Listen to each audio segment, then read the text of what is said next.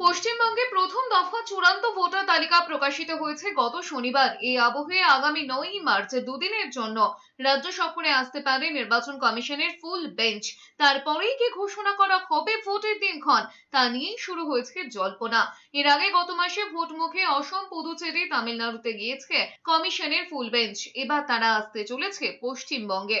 সূত্রে খবর, রাজ্যে প্রথম দফার ভোটার তালিকা প্রকাশের পর ভোট প্রস্তুতি খতিয়ে দেখবে তারা। তারপরে দিল্লিতে ফিরে গিয়ে বৈঠকে বসবে।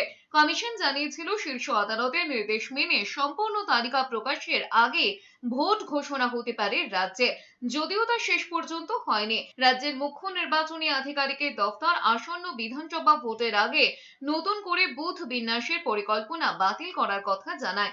৮০,৬৮১টি বুথই থাকছে রাজ্যে।